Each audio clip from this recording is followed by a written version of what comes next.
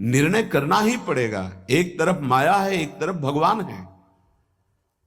माया को साधन बनाकर भगवान की प्राप्ति की जाती है, भगवान को साधन बनाकर माया की प्राप्ति नहीं की जाती। प्रायः लोग इसी भुलावे में हैं कि भगवान को साधन बना लेते हैं और माया साध्य बन जाती है। मुझे ये चाहिए, नहीं मिला तो तुम भगवान नहीं। ये परमार्थ ऐसे नहीं चला जाता, धैर्य पूर्वक चला जाता है। अगर धैर्य का अवलंबन नहीं लेंगे, विवेक का प्रयोग नहीं करेंगे, विवेक है आपके पास, ऐसा नहीं कि आपके पास विवेक नहीं है, पर आपका विवेक ढका हुआ है। ये सत्संग उसी विवेक को जागृत करता है। आप सत्संगी हो, आप भुलावे में मत आइए। ये माया अपने पार्षदों के द्वारा आपको ठगना चाहेगी। आपने प्रभु को छोड़ दिया, प्रभु की क्या हानि होगी? आप अपनी दशा पर विचार कीजिए, डूब जाओगे। ये माया डुबो देगी। अनंत जन्म भटकते भटकते आज अवसर मिला है भगवत प्राप्ति का, ये आप जान नहीं पा रहे हैं। ये अवसर चला गया तो फिर आप पछताएंगे। कोई अवसर हाथ नहीं मिलेगा। पशु पक्षी बनने के बाद विवेक एकदम ढका रहता है, केवल उतना ही काम करता है, आहार विहार मैथुन निद्रा, बस। वो भगवत प्राप्ति करनी है, मेरा नया जन्म हो, कुछ विवेक नहीं रहता। आप में ये विवेक जागृत है। आप विवेक पूर्वक परमार्थ को पकड़िए, इस माया की चालों को मत देखिए, सह जाइए, दुख सुख को सह जाइए। श्रीपाद प्रबोधानंद जी महाराज कहते हैं, रहस्यानामे तत्परम सुरहस्यम हरिरसोत् सर्वानामाश्चर्योन्मदरस विलासोत्सवमिदं स्वरोचि नित्यानामति परमनित्योज्ज्वलमिदं यदेतत् श्रीवृन्दावनमिः दृशो नंदयति नः। रहस्यों का परम रहस्य वृंदावन का प्रेम रहस्य है। कल किसी ने प्रश्न किया कि जब श्री जी मिल जाती हैं तो कैसा आनंद होता है? कैसे कोई बता सकता है? जब लौकिक वस्तु के आनंद के वर्णन की सामर्थ्य जिह्वा में नहीं है तो अलौकिक चिदानंद प्रेम रस का वर्णन कैसे कर सकती है? आपको कोई भी मृदु पदार्थ पवाया गया, कैसा है? बोले मीठा। कितना मीठा है? बहुत मीठा है। नहीं, बहुत मीठा कितना? खत्म। बोलो आगे इसके शब्द क्या है आपके पास उसका स्वाद बखानने का? उत्तर हो सकता है कि आप पाकर देख लीजिए, अन्यथा नहीं। जब प्राकृतिक मायाकृत वस्तु के आनंद का आप वर्णन करने में असमर्थ हैं तो चिदानंद को कैसे वर्णन कर सकते, जहां वाणी का ही प्रवेश नहीं है। रास्यानामेतत्, जितने आनंद के रहस्य हैं, बहुत सी साधनाओं में आनंद है। परम सुरहस्यम हरिरसोत, ये परम रहस्यमय वृंदावन का प्रेम रस है। देख देख फूल भई। आह, जब अत्यंत आसक्ति ममता प्रिया प्रीतम से हो जाती है, उनका नाम जप करते हुए, लीला गायन करते हुए, रसिकों की कृपा प्रसाद से जब ऐसी ममता हो जाती, मेरी श्यामा जो, मेरे लाल जो, तब जाकर के हृदय में ये फूल भई। वो मुस्कुरा रहे, वन विहार कर रहे हैं, वो झूल रहे, नौका विहार कर रहे, खेल रहे, उपासक का हृदय परमानंद की बाढ़ में आ रहा है। बड़ा ये रहस्यमय आनंद है। देखो, अपने बच्चे को जब खेलते हुए मां देखती है तो उसके हृदय में जो होता है वो कोई दूसरी माता अनुमान भी नहीं लगा सकती है। नवीन बधू और उसका बेटा दोनों एक एकांत कमरे में बैठे हास प्रयास कर रहे हैं और वो कहीं से देख पाई मां, तो उसके हृदय में क्या होगा? एक अद्भुत आनंद। और वो मनाएगी, हे विधाता, आपने मेरी मनोकामना पूर्ण कर दी।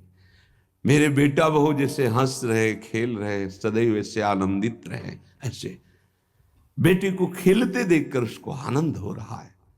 छोटी सी मायाकृत ममता में उसका हृदय आशीष देता है, आशीर्वाद देता है। और महाचिदानंद भाव को प्राप्त रसिक जन जब आनंद समुद्र प्रभु और आनंद समुद्र का सार सांद्रानंद घन प्रेम मूर्ति किशोरी, जब इनको देखते, जो भगवान शंकर के ध्यान में आ जाए तो उन्माद अवस्था को प्राप्त हो जाते हैं। वो प्रभु और वो प्रियाजू सामने खेल रहे, उस उपासक के आनंद का कैसे कोई वर्णन करे। उसके हृदय में असीम रहस्यमय प्रेम प्रकाशित होता है। रहस्यानाम मेतत, जितने रहस्यमय आनंद है उन सब आनंदों का परम सुरहस्यम, परम रहस्यमय जो प्रेमानंद है वो वृंदावन प्रदान करता है। हरि रसोत, अभी किसी संग के प्रभाव से थोड़ा आनंद स्फुरित होता है, जैसे सत्संग सुन रहे, कोई भावात्मक बात आई, आपको आनंद, ये स्रोत नहीं है, ये संग का प्रभाव है कुछ क्षण के लिए। जैसे कोई कहते हैं जब मैं वृंदावन आता हूं तो हमारा मन भक्ति में रम जाता है, पर जब यहां से जाता हूं तो कुछ ही समय बाद वो बात नहीं रहती है। क्यों? क्योंकि यहां का प्रभाव है, यहां भक्ति नृत्य कर रही है और यहां साधु मंडली में आप बैठ करके भगवत चर्चा सुनते हैं, आपके तत्काल पाप नष्ट हो रहे हैं। दरस परस अघनाश, आप दर्शन कर रहे हैं। आप सामूहिक रूप से बैठे हैं, इस सभा में आप ही नहीं बैठे हैं, इस सभा में प्रभु भी बैठे हैं। मदभक्ता यत्र गायन्ति तत्र तिष्ठामि नारदा, जहां मेरे भक्त मेरा गायन, यहां अखंड भगवान नाम कीर्तन वाणी का गायन, भगवत चर्चा होती है, तो आपके हृदय में भक्ति का रंग तो बढ़ेगा ही, पर स्थायी तभी हो सकता है जब आप उस रंग को सुरक्षित रखें, माया के रंग का प्रवेश ना पड़ पावे तब। इसीलिए कहा जाता है आप निरंतर नाम जप करें तो नाम पाहरू दिवस निशि, रात दिन नाम का पहरा लग जाएगा तो माया प्रवेश ही नहीं करेगी। बात यह है, आपके अंदर जो धरोहर जागृत हुई, आपके अंदर थी, उसे जागृत की गई है सत्संग के द्वारा। अब आप मलिन ना होने पावे, पर्दा ना पड़ने पावे उस पर, उसके लिए पहरेदार रखना होगा कि अंदर माया प्रवेश ना करे। वो पहरेदार है नाम। नाम पाहरू दिवस निशि, रात दिन पहरा नाम का है। और ध्यान तुम्हार कपाट, प्रभु का ध्यान कर रहे हैं तो मानो दरवाजा बंद है, माया प्रवेश नहीं कर सकती। राधा वल्लभ लाल को हृदय ध्यान मुख नाम, तो माया प्रवेश ही नहीं कर सकती। अब आप चिंतन के लिए दरवाजा खुला रखे हैं, इंद्रियों के द्वार, खूब माया का चिंतन स्वतंत्र रूप से कर रहे हैं, नाम को भूले हुए तो दुर्दशा तो हो ही जाएगी। परम आनंद की तरफ बढ़ने के लिए दरवाजा बंद करो इंद्रियों के और नाम का पहरा बैठा दो। देखते हैं माया कैसे प्रवेश करती है। जहां अनुराग आत्मिका भक्ति जागृत हुई, प्रेम लक्षणा भक्ति, वहां प्रवेश नहीं किसी विकार का। ऐसे ही शास्त्र ज्ञान साधना तक हो सकता है काम का प्रभाव, लेकिन ब्रह्मबोध संपन्न महापुरुष के हृदय में नहीं नहीं नहीं। ऊसर बरसई तृण नहीं जामा, संत हृदय जिम उपजन कामा। भगवान कह रहे हैं दुष्पूरेणा नलेन च, ये कभी पूर्णता नहीं होती काम में। अग्नि में घी की आहुति सुहाती सुहाती डाली जाए तो कभी वो बुझेगी नहीं, बढ़ती चली जाएगी। ऐसे ही कुछ लोग सिद्धांत कहते हैं भोग से योग। भाई शास्त्र तो आज्ञा नहीं करता ऐसा। न जातु कामः कामानाम उपभोगेन साम्यति हविषा कृष्ण वर्तमेव भूय एवाभिवर्धते। कभी काम भोग से कामनाओं की शांति नहीं होती और बढ़ती है जैसे आग में घी डालने से। कलयुग है, बड़े सिद्धांत चलेंगे। कलयुग में शास्त्र विरुद्ध आचरणों की बाढ़ आ जाएगी। शास्त्र सम्मत चलो, परिपक्व अवस्था आएगी तो सिद्ध हो जाओगे। सिद्धों का नाटक न करे, नहीं तो माया जब अपना नाटक खड़े करेगी तो आप टिक नहीं पाओगे। और जो सिद्ध हैं उनके आगे से लजाकर भाग जाती माया, अपना कोई प्रभाव नहीं दिखा पाती। नाटक मत करो, ईश्वर की माया बड़ी प्रबल है, डरते रहो। जब परिपक्व अवस्था आ जाएगी तो भ्रम ही खत्म हो जाएगा।